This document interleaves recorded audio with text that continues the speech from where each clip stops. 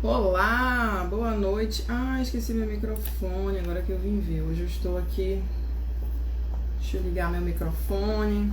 Ver se eu consigo ligar aqui meu microfone. Boa noite, sejam bem-vindos. Vamos ver se vai aparecer aí. Enquanto chega, eu vou ligar aqui meu microfone que eu esqueci de ligar. E aí, será que vai aparecer alguém aqui para conversar comigo hoje? Nosso encontro semanal. Nossa live, tivemos live na terça-feira falando sobre. A gente teve live na terça-feira falando sobre a avaliação da dor do paciente e foi bem legal. Se você não viu, né, vai lá no IGTV que tá lá. E nós falamos sobre os diversos testes, diversas escalas que a gente utiliza para avaliar o nosso paciente. Deixa eu ver se eu consigo encaixar meu microfonezinho aqui. Deixa eu ver, ajustando aqui.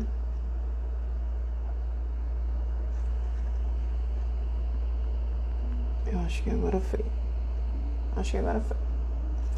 Então, e hoje a gente tem nosso encontro aqui da quinta-feira. Hoje nós vamos falar sobre a avaliação da função pulmonar, tá bom? Então hoje é o assunto de hoje da nossa live. Então, quero dizer para você que esse perfil aqui ele é dedicado a fisioterapeutas que trabalham na UTI, mas que ainda não sentem segurança para realizar algumas técnicas, para avaliar o paciente, para atender o paciente, tá bom?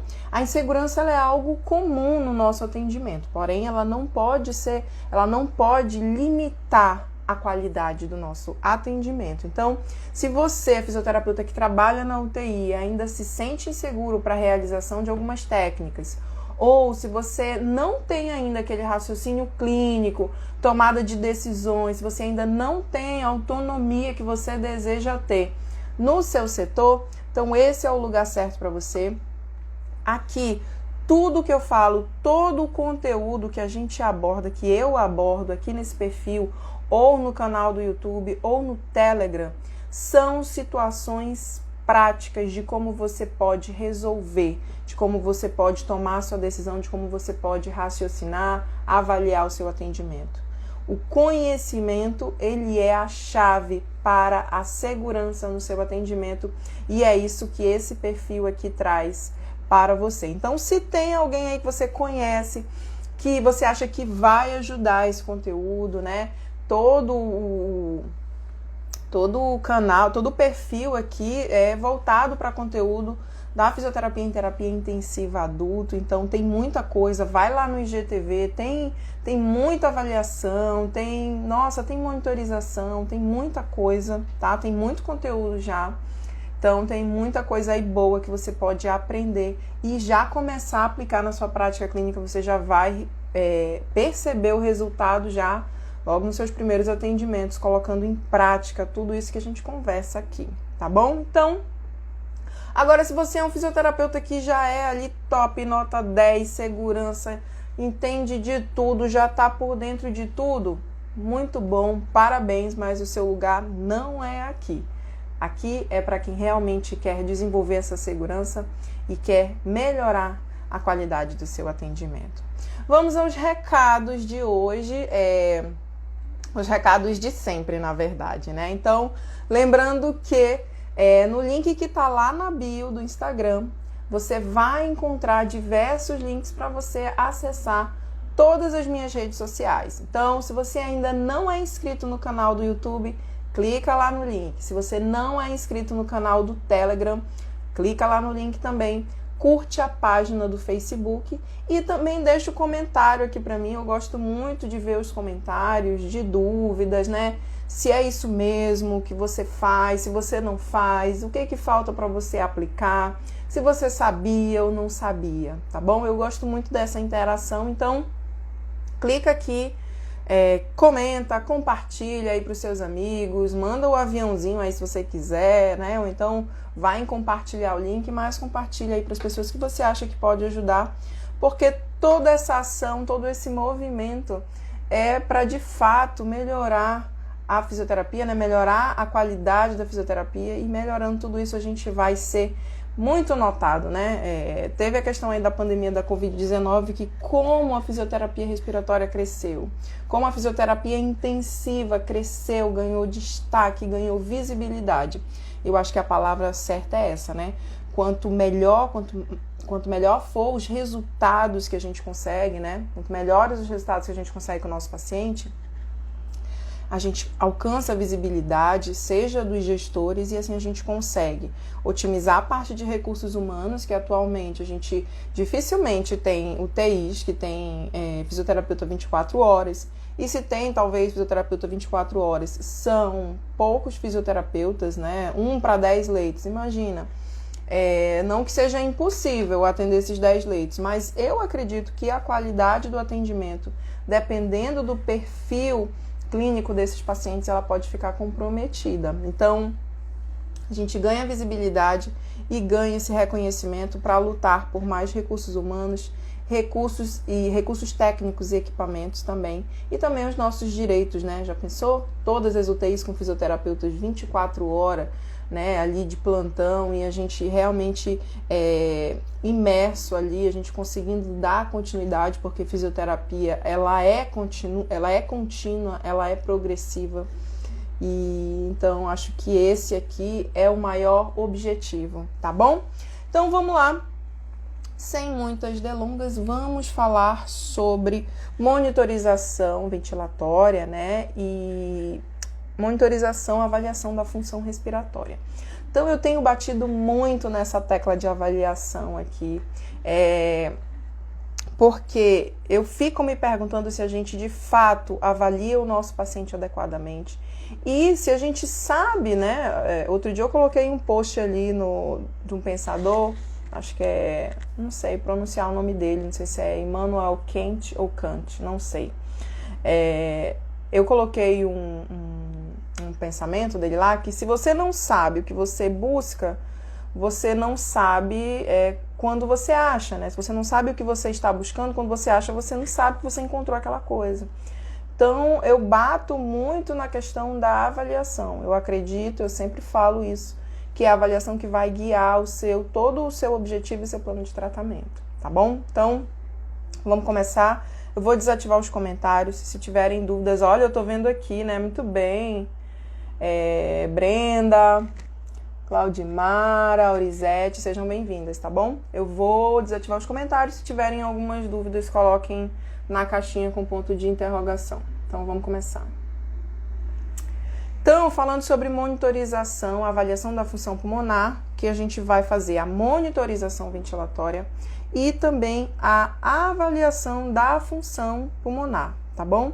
O que é essa avaliação? Então, a gente sabe que no processo de avaliação do nosso paciente da UTI, a gente vai avaliar a função mental do nosso paciente, a gente vai avaliar a função cardiorrespiratória, a função osteomioarticular, a funcionalidade desse paciente.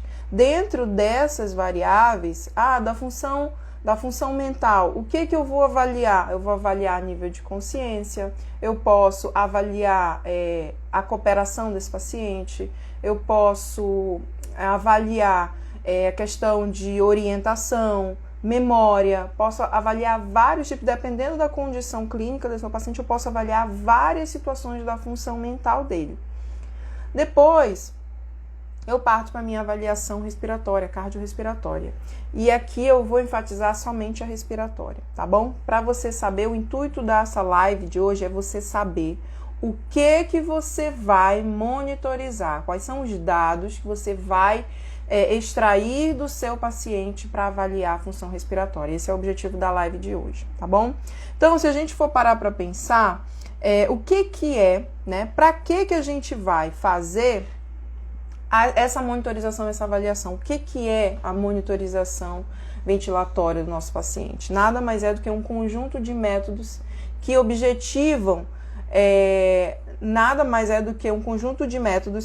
objetivam a demonstrar as principais alterações da função pulmonar. Então, eu vou utilizar métodos e técnicas para avaliar, para verificar, né, que tem como objetivo de verificar alterações da função pulmonar. E se a gente fala em função pulmonar, aí eu pergunto, qual é a principal função do sistema respiratório? Qual é a principal função do pulmão, da função pulmonar? Qual é? Bem objetivamente, né, principalmente, a função do sistema respiratório é o quê? É realizar a troca gasosa. Então, o que a gente vai fazer? Vai captar o oxigênio do ar ambiente e vai exalar o CO2, que foi produto do metabolismo celular, né? Então, eu tenho CO2 saindo e eu tenho o O2 entrando e indo para os tecidos. Então, essa é a principal função do pulmão, tá bom? Então, é bom que a gente saiba qual é essa função, o que é. Eu gosto sempre de conceituar o que é. E qual é essa função que a gente vai avaliar. Então, se a gente para pensar que a função é a troca gasosa, então, muitas coisas irão acontecer para que essa troca gasosa ocorra, né? Que são essas muitas coisas, Cíntia? Para que ocorra, de fato, uma troca gasosa, é necessário que ocorram 3 etapas. Quais são essas etapas? Então, primeiro, é necessário que ocorra a ventilação, tá? Então, Cíntia, o que é a ventilação? Ventilação nada mais é do que a entrada e saída do ar. Isso é a ventilação, tá bom? Então, tem muita gente que, inclusive, eu gosto sempre de falar, quando eu toco nesse assunto, eu gosto de falar. Tem muita gente que fala, o ventilador, o respirador. Então, não é respirador, é ventilador. A respiração, ela é um processo químico, né, fisiológico, que envolve ali, né, como eu já falei, um processo químico. Então, a respiração ela é muito mais complexa do que a entrada e saída do ar. Quanto que a ventilação, o ar vai entrar e sair, tá? Então, ventilação é isso. Segundo processo, segunda etapa. Então, primeiro o ar precisa entrar e sair do pulmão. Segundo, tá? O que precisa acontecer? Difusão, tá? O que é a difusão? A difusão nada mais é do que a passagem ali, do que é a troca do oxigênio, a passagem do oxigênio e do CO2 pela membrana alvéolo capilar, tá? Então, eu tenho a ventilação, eu tenho a difusão, que é a passagem tanto do oxigênio quanto do CO2 pela membrana alvéolo capilar, é a difusão. E terceiro é a perfusão. A perfusão já eu tenho lá meu alvéolo e eu tenho aqui o capilar, né? Então, eu tenho tanto a perfusão, a passagem de O2, a passagem de sangue pelos capilares alveolares e também a passagem de sangue lá pelos capilares distais, lá, para que ocorra a perfusão tecidual. Então, a difusão é a troca dos gases e a perfusão a passagem do sangue, tá bom? Então, é necessário que ocorram essas 3 etapas para que a função pulmonar realmente ocorra de uma maneira adequada. Ventilação, difusão e perfusão. Certinho até aí? Eu tô com uma colinha aqui, tá? Então, deixa eu ver se eu já falei tudo que eu tinha para falar aqui. Então, para que ocorra essas 3 etapas, basicamente, eu preciso que eu tenha a integridade de algumas estruturas, né? A gente fala, o sistema respiratório. Não é só estruturas relacionadas ao sistema respiratório, não. Eu tenho outras estruturas também que fazem parte. Então, para que ocorra também essa troca gasosa, eu preciso de um bom funcionamento dessas estruturas. Então, vamos lá. Sistema nervoso central, eu tenho lá no bulbo o centro respiratório, é ele que vai comandar, né? A cada 5 segundos ele está enviando estímulos para que ocorra a contração diafragmática e eu realize o movimento ali de ventilação. Então, eu preciso de um sistema nervoso central intacto. Então, olha só a integração de uma coisa com a outra. Se eu faço uma avaliação do nível de consciência do meu paciente e detecto que o meu paciente tem uma lesão do sistema nervoso central importante, o que pode estar acontecendo com o centro respiratório dele? Pode estar prejudicado. Se está prejudicado, consequentemente, eu não vou ter o quê? Eu não vou ter os estímulos, eu não vou ter a ação diafragmática e eu não vou ter qual etapa? A ventilação. A ventilação vai estar prejudicada. Às vezes eu não vou ter nada no pulmão do meu paciente, eu não vou ter nada dificultando a difusão e nada dificultando a perfusão. Mas, em compensação, a ventilação que é realizada especificamente principalmente, né, pelos músculos respiratórios, diafragmas e intercostais externos, eu vou estar prejudicada. Então, preciso de um bom sistema nervoso central, tá bom? Por isso que a gente precisa também avaliar a função mental e a condição neurológica do nosso paciente. Outra coisa que eu preciso que esteja boa é a caixa torácica do meu paciente, né? Então, se eu tenho alterações e deformidades da caixa torácica, consequentemente, eu vou ter o quê? Uma redução, né, dessa expansibilidade. Lembrando que lá no centro respiratório, ele controla a frequência respiratória, ele controla também a amplitude, a expansibilidade torácica, dependendo, né, através ali dos quimiorreceptores, que são receptores que vão detectar as quantidades ali de O2 e CO2, eles vão responder, né, ao pH, eles são extremamente sensíveis ao pH sanguíneo. Então, dependendo dessas alterações, o meu sistema, o meu centro respiratório, ele pode aumentar a frequência respiratória ou reduzir a frequência respiratória. Ele pode também compensar isso aumentando a expansibilidade, a amplitude torácica, deixando incursões mais profundas para que entre um volume corrente maior. E também esse paciente pode diminuir essa amplitude, tá? Então, a amplitude também ela é regulada pelo nosso centro respiratório, certinho? Então, eu falando de caixa torácica, eu preciso ter uma boa caixa torácica, uma caixa torácica íntegra. Então, vamos pensar comigo, né? Eu falei lá de um problema do sistema nervoso central, o paciente teve um AVE, o paciente teve um TCE, então o paciente teve alguma encefalopatia que prejudicou lá no sistema nervoso central. Mas vamos falar da caixa torácica. Se meu paciente tem ali, né, uma cifoescoliose importante, se meu paciente tem alguma coisa que limite a sua expansibilidade torácica de uma maneira adequada, provavelmente eu não vou ter também uma boa ventilação, tá? Essa estrutura, a caixa torácica, não vou ter uma boa ventilação. Então, pensem bem nisso, porque eu tô falando isso aqui e depois eu vou falar o que você vai avaliar, tá? Eu tô falando primeiro das estruturas. Então, quando eu tô falando das estruturas, a gente já começa a pensar, opa, então eu vou avaliar isso, isso e isso. Depois, eu preciso ter músculos respiratórios intactos, bons, funcionando perfeitamente. Eu preciso ter diafragma ali funcionando perfeitamente, tá? Então, às vezes o paciente ele pode ter ali alguma fraqueza de musculatura diafragmática, né? Paciente de terapia intensiva é um paciente que ele é muito propenso a desenvolver fraqueza adquirida na UTI. E aí, consequentemente, essa fraqueza ela não altera somente os músculos periféricos, ela altera também o músculo diafragmático. Então, o que vai acontecer? O meu diafragma está fraco, ele também não vai conseguir fazer uma ventilação adequada.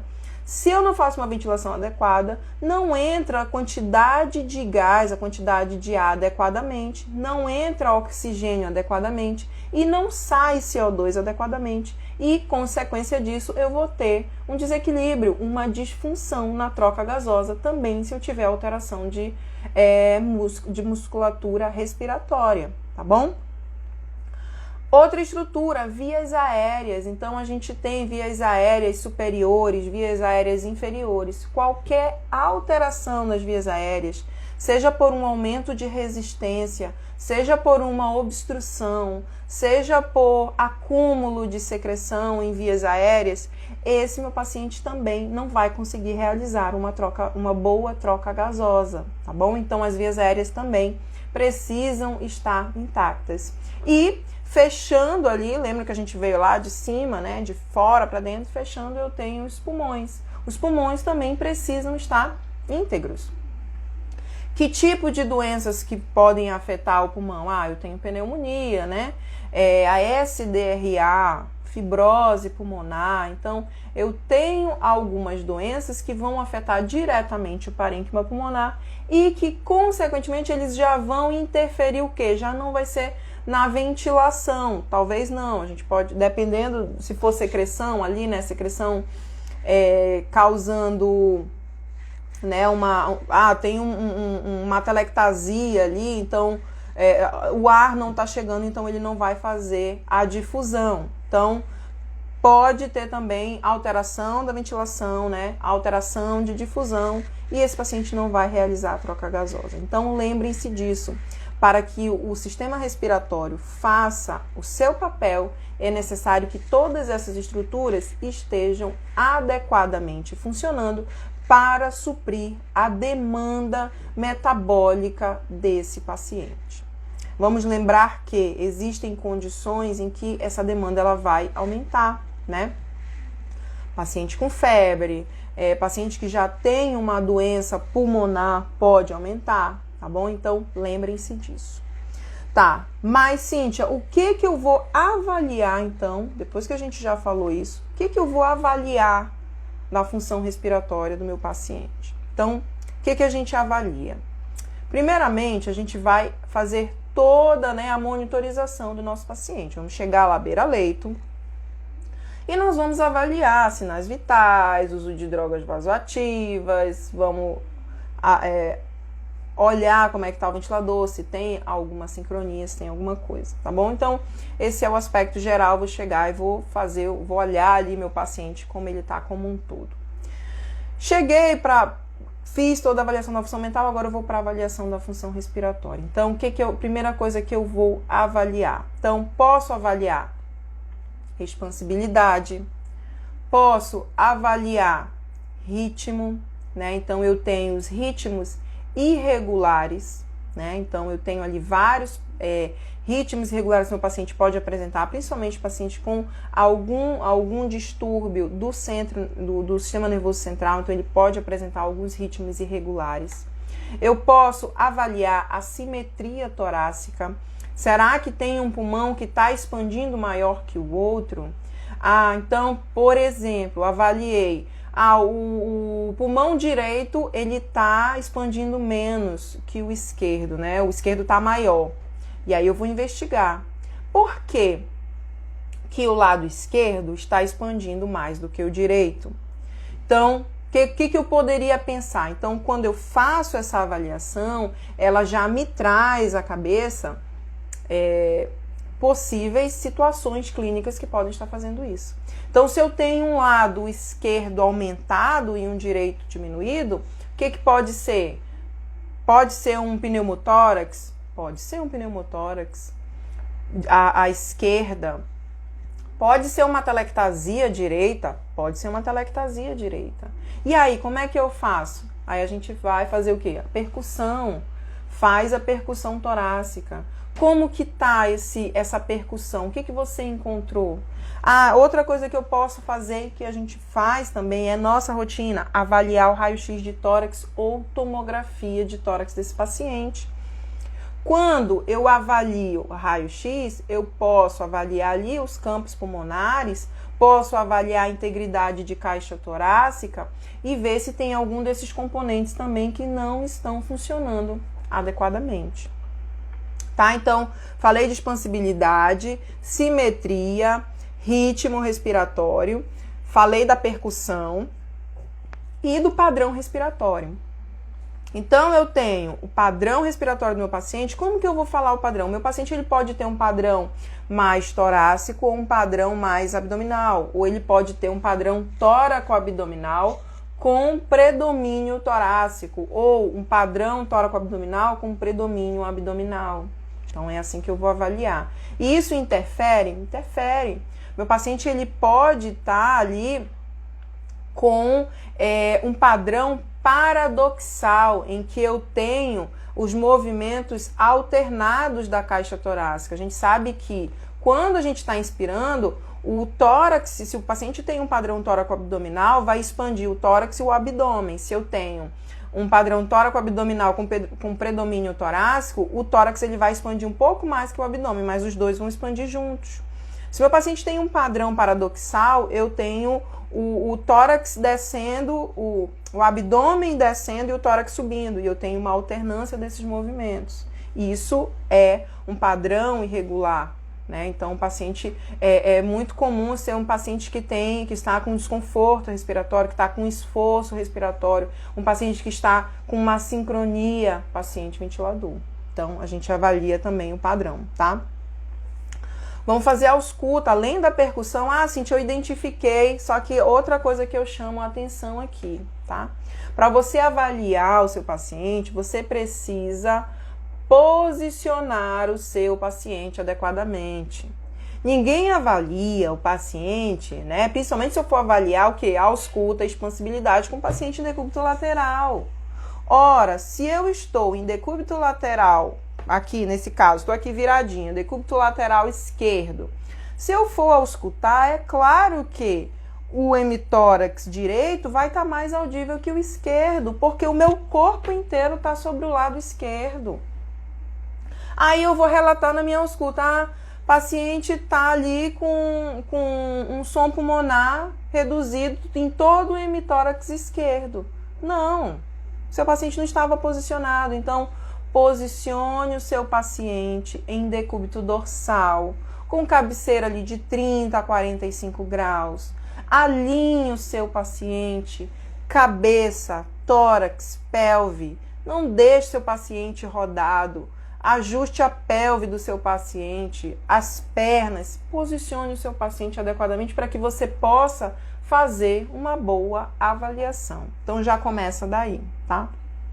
Então, você foi lá, avaliou a expansibilidade, né? Você avalia a expansibilidade tanto na palpação, né? Você vai palpar, como também na inspeção, que você vai visualizar, vai lá para a beira lá do leito, lá nos pés do seu paciente, você vai olhar a expansibilidade e a simetria. Então, a partir do momento que você observou que tem uma alteração da simetria torácica, aí você vai auscultar. Então, deixa eu auscultar, deixa eu percutir. Então, você vai auscultar e vai procurar o quê? Ruídos adventícios. O que os ruídos adventícios vão trazer para você? O que eles vão te falar? Dependendo do ruído, eles vão te falar a condição que está aquela via aérea e o pulmão do seu paciente, tá bom? Então, eu posso ter ali, né, diversos ruídos adventícios, eu posso ter sibilos, eu posso ter roncos, eu posso ter estridor, eu posso ter crepitações, eu posso ter atrito pleural. Então, eu tenho vários ruídos adventícios. E cada ruído vai me apontar uma determinada situação. E, na verdade, eu vou juntando todas essas peças como se fosse um quebra-cabeça, para, no final, de fato, saber a principal alteração desse meu paciente, tá? A alteração funcional. Ah, Cíntia, mas esse paciente tem pneumonia, não sei o que. Sim, isso é um diagnóstico clínico. Mas vamos lembrar que o fisioterapeuta, ele está lá para olhar para a funcionalidade, para a função pulmonar.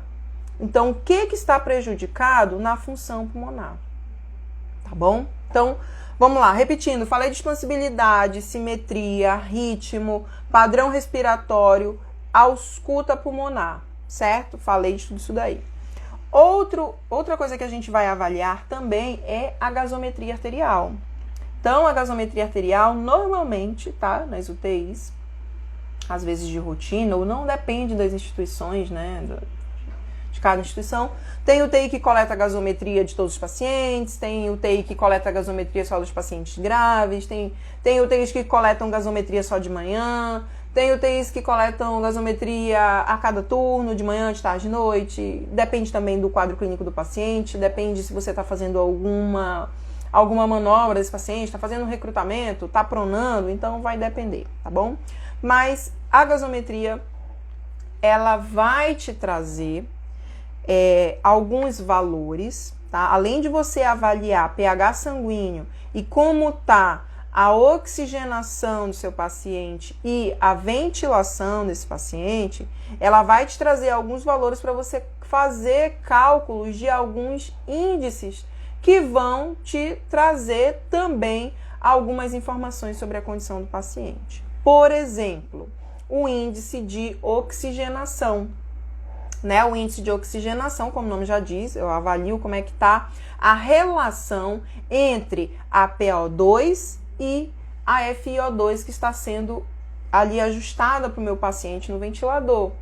Então, dependendo do valor desse índice de oxigenação, eu consigo dizer como que está, né, a questão da lesão pulmonar desse paciente, né? Como que está a oxigenação desse paciente? Eu consigo classificar, né, inclusive classificar a SDRA do meu paciente, se ela é leve, se ela é moderada ou se ela é grave, tá bom? Então, com esse exame. Então, na gasometria arterial, inclusive eu tenho vídeo aqui no IGTV, vai lá, toda na nossa... As aulas que tem gravadas, tem lá sobre gasometria arterial. Então, a gente avalia o pH, a gente avalia como é que está o PO2 desse paciente. A PO2 é de 80 a 100, então a gente estava com uma paciente lá na UTI que estava com uma PO2 de 50, então essa PO2 está muito baixa. Né? E por que essa PO2 está baixa? Como é que está a condição pulmonar? E aí eu vou avaliar a tomografia, eu vou avaliar as outras situações que a gente vai discutir aqui também, certo? Eu vou avaliar saturação do meu paciente, e com essa saturação, e também na gasometria sai também o valor de hemoglobina, eu consigo calcular o conteúdo arterial de oxigênio, eu consigo saber qual é o valor da oxihemoglobina, né? A hemoglobina é ela que se liga às moléculas de oxigênio para fazer o transporte. Então, a oxihemoglobina é a hemoglobina que está ligada ao oxigênio. E a gente tem também a carboxihemoglobina, que é a hemoglobina que está ligada ao CO2. Então, eu consigo ter essas variáveis, avaliar, né, essas variáveis pela gasometria arterial. Então, eu tenho a hemoglobina, eu tenho os valores de metahemoglobina, eu tenho os valores de PO2, saturação, eu tenho os valores de oxihemoglobina. E aí eu consigo fazer o cálculo do conteúdo arterial do meu paciente. Eu tenho os valores também de CO2 e de bicarbonato para avaliar como é que está ali a ventilação desse paciente, né? Se esse paciente ele tem um CO2 muito alto, né? Significa que o meu paciente ele está hipoventilando. Se ele está retendo CO2, ele está hipoventilando. E se ele está exalando muito CO2, ele está hiperventilando. Então eu consigo saber como que está essa questão da ventilação alveolar. Outra situação também que eu consigo pela gasometria, e se você tiver também a capnografia, né, o capnógrafo na sua instituição, você também consegue calcular a diferença entre a PaCO2 e a CO2 exalada, EtCO2. E aí a diferença entre elas pode também te trazer algumas informações sobre essa difusão, sobre a perfusão também. Será que, por exemplo, em casos de choque, em casos de TEP, em que não está ocorrendo uma boa perfusão, será que de fato esse paciente ali que tem essa diferença de PaCO2 e de EtCO2, como que está? Né? Será que ela está aumentada? Se ela estiver aumentada, então é característico de que esse paciente ele tem alguma alteração na perfusão, tá bom? Então a gasometria ela também vai te trazer esses parâmetros para avaliação. E aí você vai avaliar os distúrbios, né? A acidemia, a alcalemia, se esse paciente tem algum distúrbio respiratório. Então, se ele tem uma acidose respiratória ou se ele tem uma alcalose respiratória.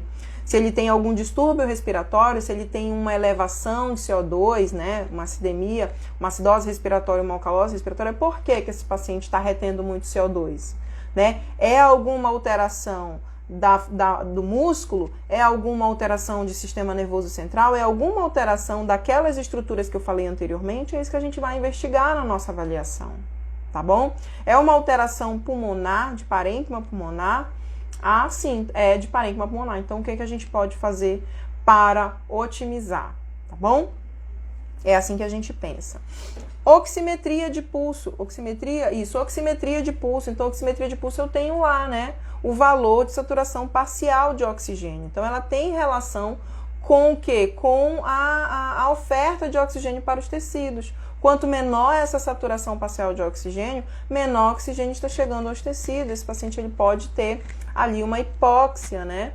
Então, a gente precisa atentar para o valor de saturação parcial. Ela é um instrumento de avaliação beira-leito, né? Não é invasiva, ela é de baixo custo. Claro, ela não reflete exatamente a PO2. Se meu paciente, se é um paciente que, por exemplo, ele tem uma má perfusão periférica, a leitura da oximetria provavelmente vai estar muito baixa. Então, ela talvez não reflita necessariamente assim, próximo, né, da PO2. Ela pode estar alterada, mas já é um parâmetro de que meu paciente não está bem também, né? Então, eu avalio o quê? A saturação parcial do meu paciente. A saturação, se eu não tenho gasometria e estou vendo só a saturação e eu observo que meu paciente não tem uma alteração significativa de perfusão periférica, ela é um indicativo para eu ajustar a oxigenoterapia do meu paciente. Né? Se meu paciente ele mantém uma saturação ali de 90, maior ou igual a 92, ele tá mantendo uma boa oxigenação. Agora, se meu paciente está com uma saturação menor ou igual a 88, significa que eu preciso suplementar com oxigênio. E aí eu vou também dosificar ali o fluxo de oxigênio a ser ajustado para o meu paciente. Certo? Capnografia, né? Capnometria. Capnometria nada mais é do que a medida do CO2 exalado. Então, o que é o capnógrafo? A gente pode falar aqui, eu posso até marcar, fazer uma live sobre capnógrafo. Deixa eu anotar aqui para eu não esquecer, que eu só tenho alguns insights quando eu estou fazendo as lives aqui. Então, deixa eu só anotar aqui para a gente falar sobre capnografia, tá? Que é um assunto bem legal também de conversar. Capnografia e capnometria, né? Então, tem o capnógrafo, é um aparelhinho que você coloca entre... O paciente está na ventilação mecânica, aí ele tem o tubo, e aí do tubo a gente já conecta o espaço morto, né? E aí tem o filtro. E aí a gente vai conectar o capnógrafo ali entre o ventilador e o paciente. Esse capnógrafo, ele vai verificar a quantidade de CO2 exalada. E aí ele vai jogar lá no monitor multiparamétrico em forma de gráfico, capnografia, e em forma de valores, capnometria, tá? Então, metria é o valor e capnografia é a análise gráfica. Então, o que a gente tem lá? Avaliei, né? Coloquei o capnógrafo e avaliei. Quando eu tenho um paciente, é a mesma coisa, ele segue o mesmo princípio da oximetria de pulso. A oximetria de pulso vai ver saturação de oxigênio e capnografia vai ver o CO2 exalado. Então, se eu não tenho ali um gasômetro rápido de fácil acesso, a capnografia ela vai me dar, né? Ela vai me dar situações, ele vai me dar a oportunidade de avaliar para ver se tem alguma coisa alterada. Então eu consigo, assim como eu consigo ver que se a saturação está baixa, eu consigo otimizar a fração inspirada de oxigênio do meu paciente. Se eu tenho uma capnografia, né, se eu tenho um valor de CO2 exalado no capnógrafo, me mostrando ali na capnografia, eu vou otimizar o que? A ventilação desse paciente. Aumentar a frequência respiratória, reduzir a frequência respiratória ou volume minuto, né? Então, a capnografia ela é excelente, tá? Então, se você tem na sua instituição, utilize, né? A gente tem também o cálculo da diferença, né? Como eu já falei, da PaCO2 e da EtCO2 para avaliar distúrbios de perfusão, que você pode aplicar na sua prática clínica também. E também você pode avaliar se o seu paciente, pela capnografia, você pode avaliar se o seu paciente está fazendo reinalação de CO2, se está tendo escape aéreo, se o seu paciente está fazendo broncoespasmo, se o seu paciente está com a ventilação alveolar aumentada, se ele está com a ventilação alveolar reduzida. Ela é muito utilizada para verificar se a intubação orotraqueal foi bem sucedida. Então, muitas vezes, a gente intuba e aí faz a ausculta. Se você intubar o paciente, colocar no capnógrafo e aparecer a curva adequadamente, o seu paciente está intubado, né? Você vai fazer a ausculta para saber se o tubo está bem posicionado, se não foi intubação seletiva. Mas, para saber se foi uma intubação esofágica ou uma intubação realmente bem sucedida, o capnógrafo ele já vai também te trazer isso, tá bom? Então, fazer a mensuração do CO2 exalado. Avaliar mecânica ventilatória. Quando eu falo de mecânica ventilatória, eu estou falando de resistência, complacência estática e complacência dinâmica. Então, Cíntia, como é que eu avalio isso? Tem fórmulas, tá? Tem cálculos, né? Engana-se quem acha que na UTI não ia fazer conta, pelo contrário, né? É muita física, é muita química, é muita fisiopatologia, é muita biomecânica, é muita anatomia, é muito tudo. Então, a gente tem cálculos de UTI em que nós vamos verificar como é que está a condição, como é que está o componente elástico e como está o componente resistivo desse pulmão, tá? Quando eu estou falando de componente elástico, eu estou falando de complacência, e quando eu estou falando de componente resistivo, eu estou falando de resistência. Então, eu preciso saber quais são os sinais, quais são os valores de referência, os valores normais de complacência dinâmica e de complacência estática. Quais são os valores normais?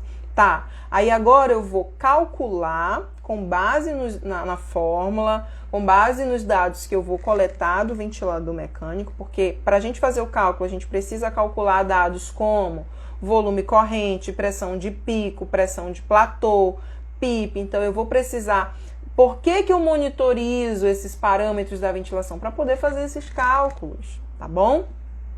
Então, eu avaliei lá, peguei todos os dados, eu vou jogar na fórmula e essa fórmula vai me dar um valor X. E aí eu vou falar, ué, eu tenho aqui, o paciente ele tem uma complacência diminuída. Então, se eu tenho uma complacência diminuída, aí a gente vem no conceito de complacência, né? Que é a capacidade que o pulmão tem de se estender e voltar ao seu tamanho normal, né? A voltar ali como era antes. Então, se eu tenho uma complacência, se o paciente ele não tem esse componente elástico, provavelmente a ventilação, aquelas três etapas podem estar prejudicadas. E aí, puxando, por exemplo, para o diagnóstico, o meu paciente ele pode ter uma disfunção de troca gasosa por comprometimento de complacência pulmonar. Ah, então o que está alterando a complacência? É isso. Como que eu posso otimizar, né? Eu, como intervenção fisioterapêutica, primeiro eu vou pensar o que diminui a complacência do meu paciente. O que pode estar diminuindo a complacência do meu paciente. Segundo, o que eu posso fazer para melhorar. E aí, assim, eu vou traçar os meus objetivos para esse paciente, certo? A mesma coisa com resistência, tá? Então, o que causa resistência na via aérea do meu paciente? Por que essa resistência dele está aumentada? É um broncoespasmo? Não sei, é secreção, né? O tubo está obstruído? Por que tem essa resistência? Outra coisa também que eu vou avaliar no meu paciente é a ventilometria.